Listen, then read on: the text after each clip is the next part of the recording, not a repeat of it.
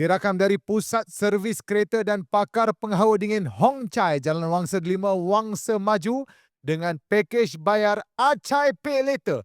Bayar bulan-bulan bila masuk gaji. Anda sedang menonton episod ke-12 Sembang KS.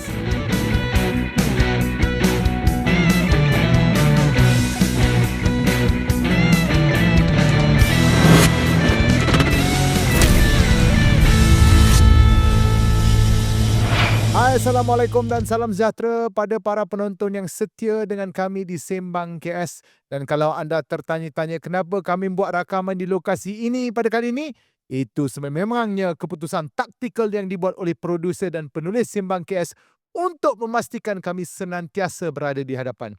Sekarang banyak pesaing-pesaing rancangan di luar sana dan setiap rancangan pula ada kelebihannya yang tersendiri.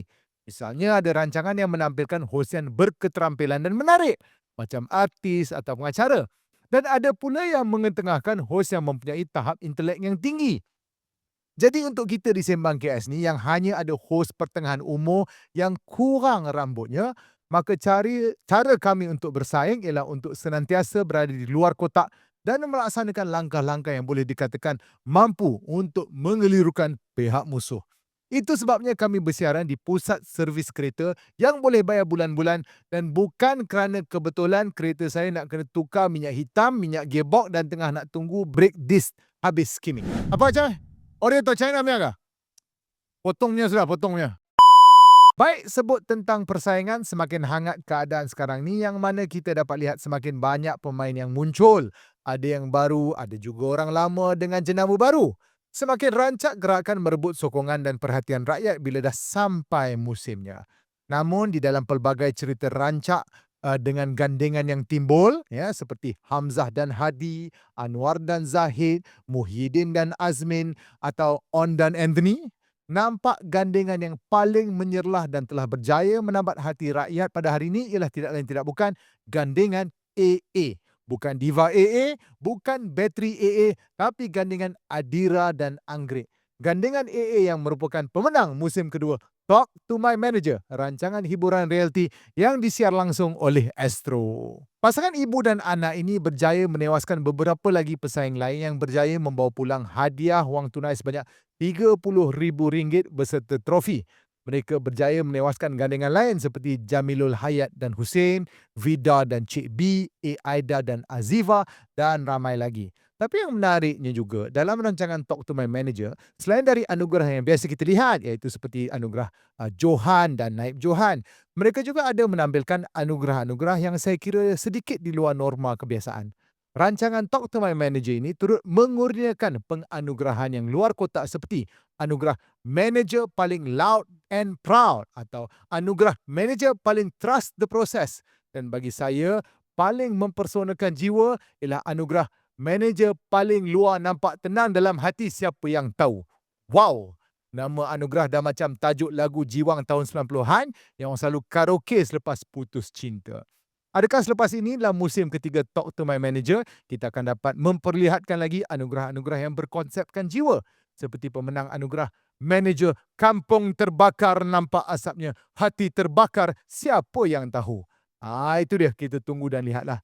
Apa-apa pun tahniah diucapkan kepada Adira dan Anggrek. Bercakap tentang peribahasa yang bertemakan kebakaran, selain dari kampung, jambatan yang terbakar juga asapnya akan nampak dengan jelas. Apatah lagi jika ianya jambatan yang menghubungkan kerjasama di kalangan parti-parti politik.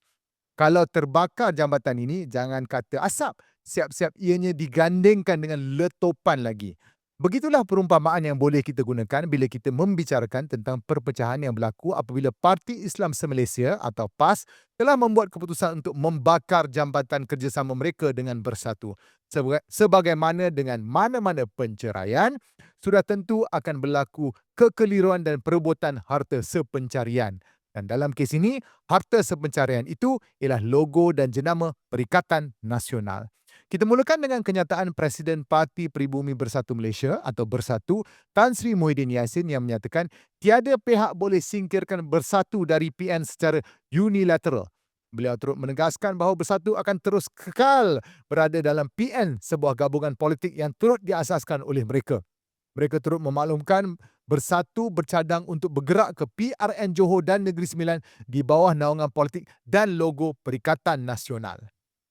Dan seolah-olah seperti membalas kenyataan Tan Sri Muhyiddin, pengurusi PN baru, Datuk Seri Dr. Ahmad Samsuri Mokhtar, telah membuat keputusan untuk menyingkirkan dua pemimpin kanan bersatu dalam PN iaitu Datuk Dr. Razi Majidin dari Jawatan Pengarah Pilihan Raya dan Datuk Seri Muhammad Azmin Ali dari Jawatan Timbalan Setiausaha Agung Perikatan Nasional.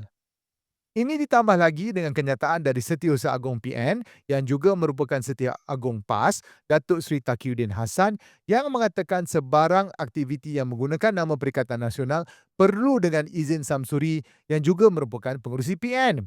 Ini dibuat bagi menangkis desas-desus yang mungkin ada percanggahan dari segi perjawatan apabila beliau turut memaklumkan yang ROS telah pun mengesahkan penerimaan minit mesyuarat luar biasa Majlis Tertinggi PN sebelum ini yang telah memutuskan untuk melantik pengurusi PN yang baru. Dalam beberapa episod ni nampak seperti kita di Sembang KS atau saya lah banyak beri tumpuan kepada perpecahan dalaman Perikatan Nasional. Ada beberapa sebab kenapa kita bercakap tentang soal ini. Mungkin ada yang kata ini satu bentuk imbang di mana pada awal-awal episod Sembang KS ni kita banyak tertumpu pada pergaduhan di kalangan parti-parti dalam gabungan Madani. Jadi sekarang kita tengok pula lah pasal PN kan. Adakah ini satu bentuk pengimbangan laporan? Dulu bahan Madani sekarang bahan PN? Bukan macam tu. Kita banyak membuat liputan ni kerana perpecahan di kalangan Perikatan Nasional sebenarnya memberi kesan yang besar kepada landscape politik Malaysia, bukan sahaja di kalangan jajaran parti-parti pembangkang tetapi juga melibatkan parti-parti kerajaan. Kerana apabila kita sebut tentang masa depan Malaysia, selain daripada apa yang berada di tampuk kerajaan, kita juga perlu melukis gambaran apakah bentuk alternatif yang ada di hadapan kita. Misalnya sebelum perpecahan ini berlaku, PAS ada memberi bayangan untuk menghidupkan semula Muafakat Nasional 2.0 dan UMNO pada masa yang sama ada menyebut tentang inisiatif Rumah Bangsa. Adakah inisiatif kepada kerajaan sedia ada ini merupakan gabungan kestabilan parti-parti Melayu yang bersifat konservatif memegang tampuk pemerintahan? Ataupun adakah gabungan antara PAS dan parti baru, Parti Wawasan, akan memacu gabungan ini kepada gabungan pelbagai kaum yang cuba dipasarkan oleh parti baru Datuk Seri Hamzah Zainuddin yang juga mempunyai timbalan Presiden berbangsa Cina dan bersifat pelbagai kaum? Itu semua kita kena tunggu dan lihat. Walau nampak macam kita ni sembang mengenai isu-isu ni sebab dia sensasi atau dia seronok sembang mengenai drama politik. Tapi lebih dari itu, ianya juga adalah cerminan kepada ke manakah Malaysia ini akan tuju. Hala tuju negara bukan sahaja dapat dilihat atau ditetapkan oleh kerajaan hari ini, tetapi juga ia boleh dicorakkan dan dilukis oleh parti-parti pembangkang yang juga turut memainkan peranan-peranan mereka.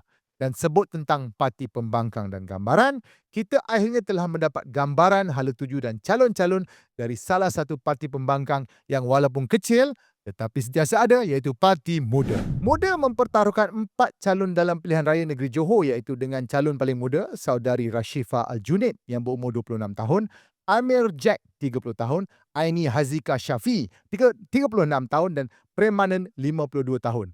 Anda mungkin tertanya-tanya, lah taklah muda sangat muda ni, ada juga orang tua 50 tahun lebih. Ada je orang tua. Macam saya tahu dalam muda ni, ada je lelaki pertengahan umur yang dah tak ada rambut menganggotai parti ni. Jangan salah faham ya.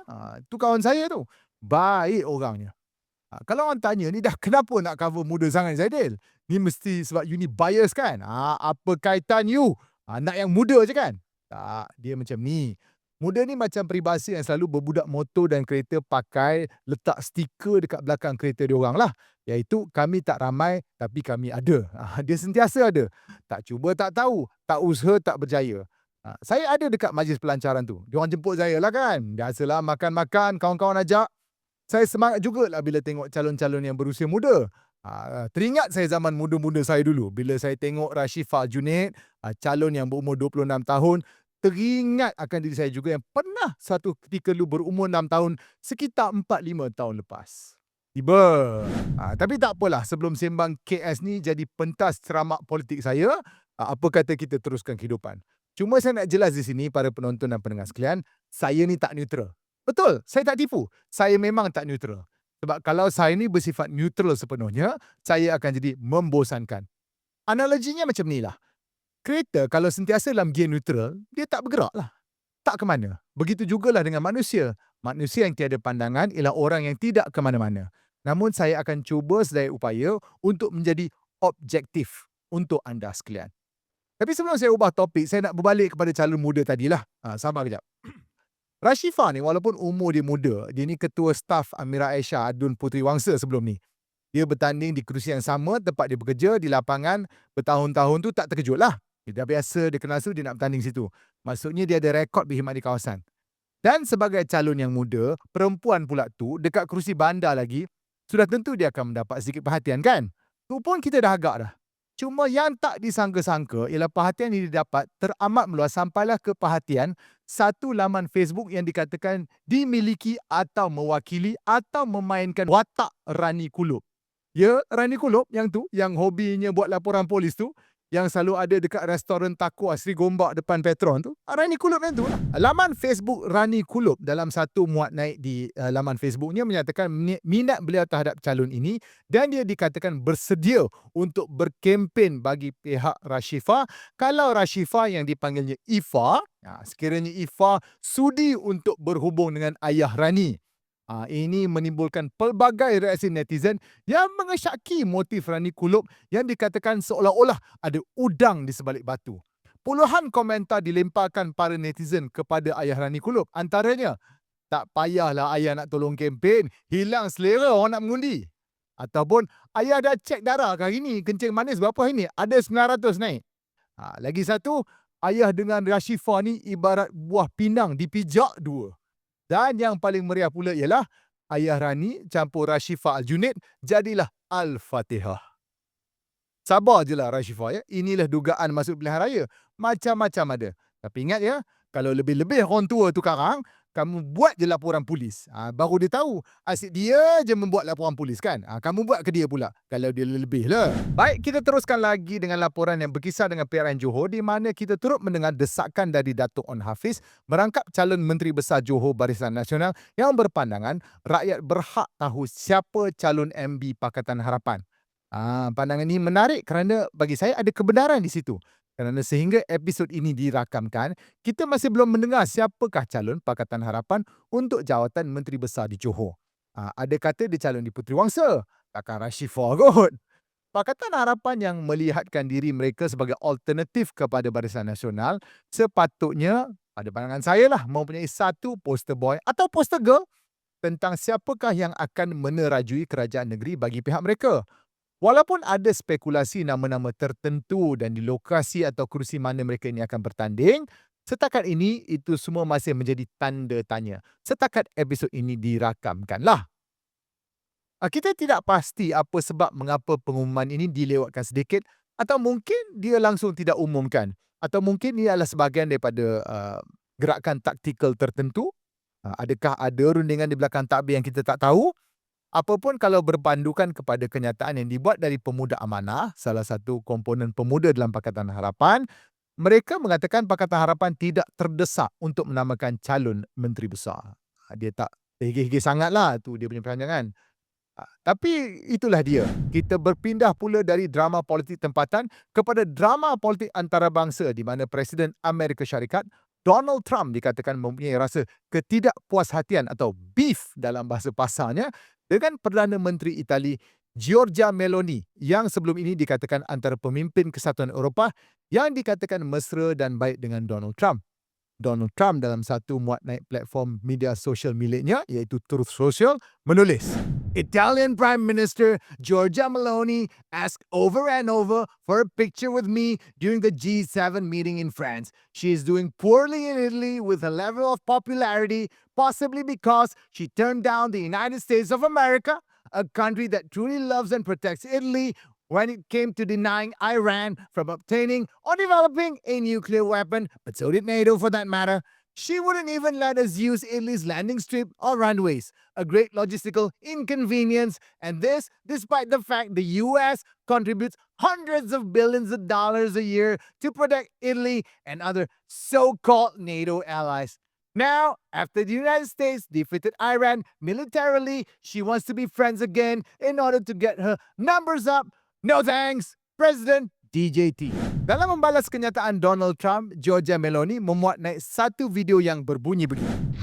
Dunque, certe cose meritano una risposta immediata. Le dichiarazioni di Donald Trump sono dichiarazioni totalmente inventate, sono francamente allibita, non so perché il Presidente degli Stati Uniti si comporti così con i propri alleati, non è del resto la prima volta che accade, posso solo dire che dispiace che non abbia la stessa determinazione con i nemici dell'Occidente, con i nemici degli Stati Uniti, con leadership con le quali invece si dimostra molto più accondiscendente, però una cosa se la deve ricordare, io e l'Italia non imploriamo mai.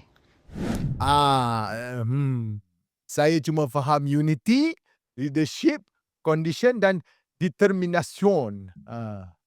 Saya ni kalau perkataan atau frasa bahasa Itali yang saya tahu setakat bolone, carbonara, lasagna dan oh ma belle c'è la luna brille strette strette come tutta belle Pasteggiare tortercele di Roma.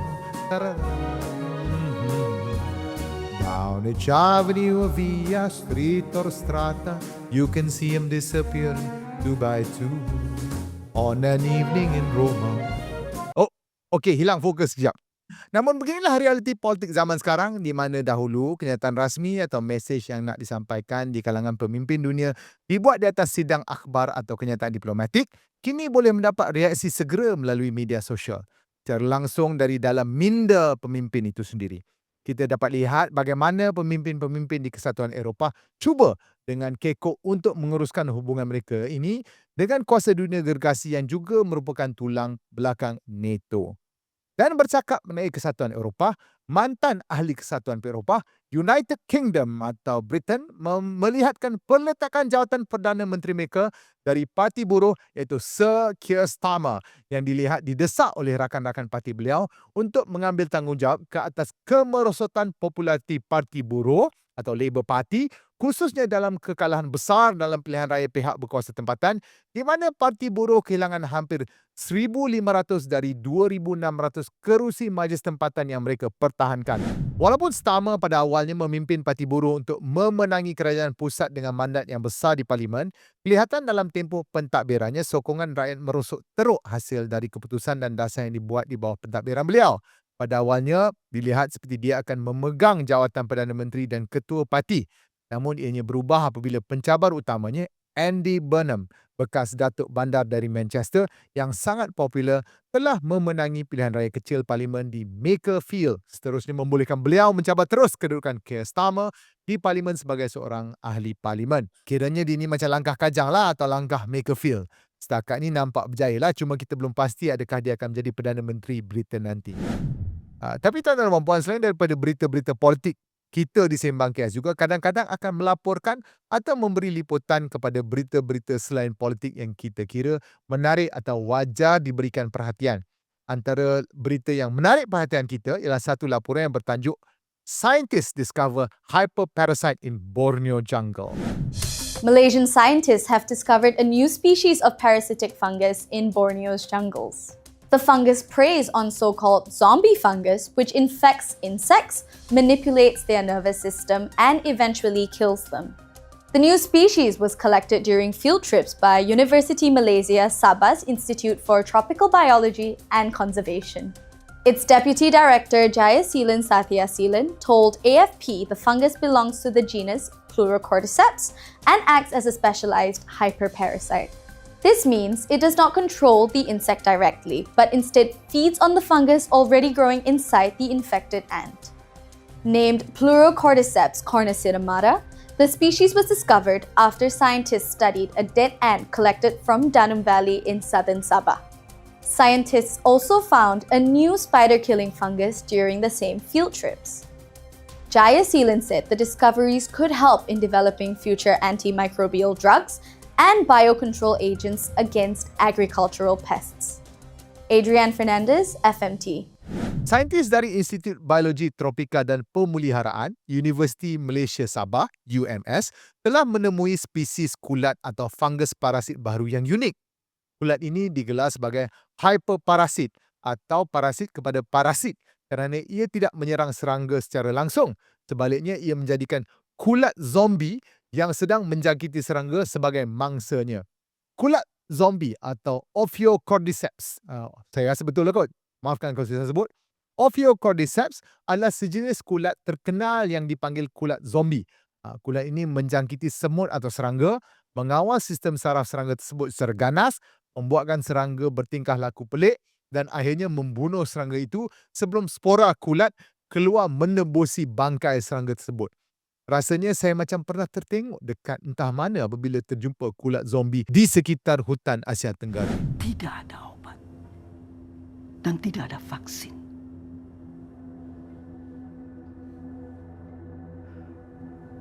Jadi apa yang harus kami lakukan?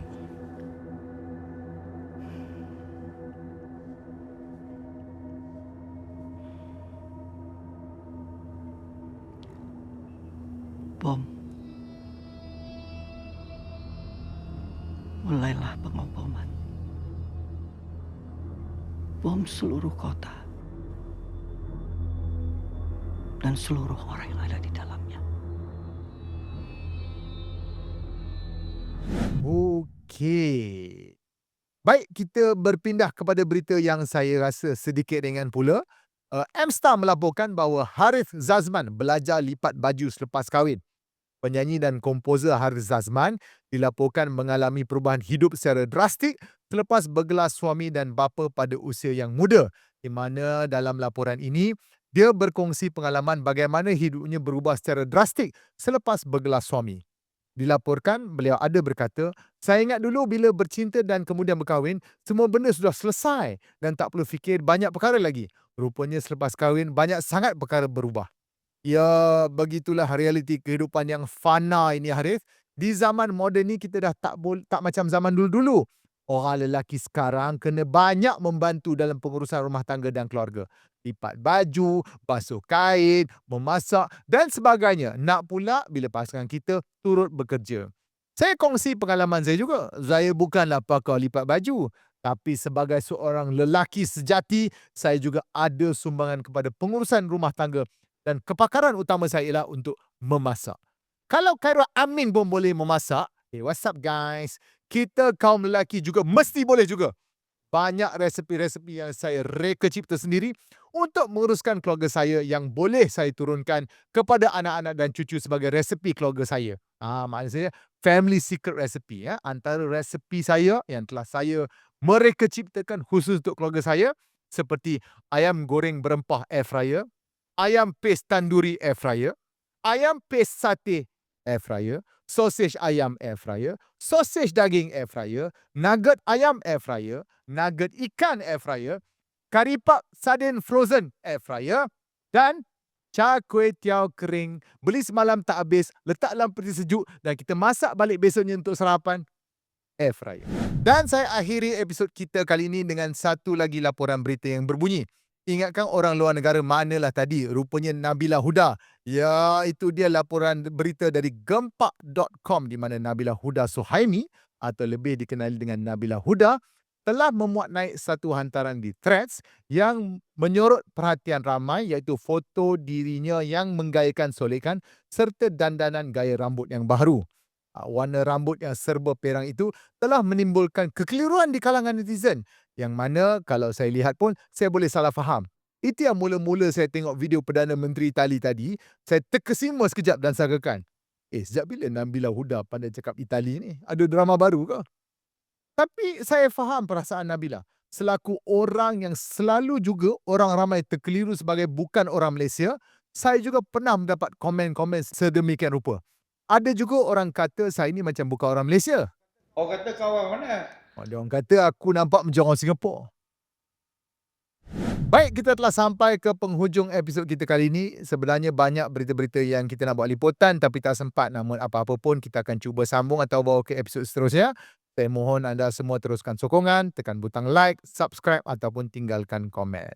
Kajang Pak Malau, kajang belipat, sate kajang Haji Samuri. Kalau rezeki masih pun sempat, kita berjumpa dalam episod selepas ini.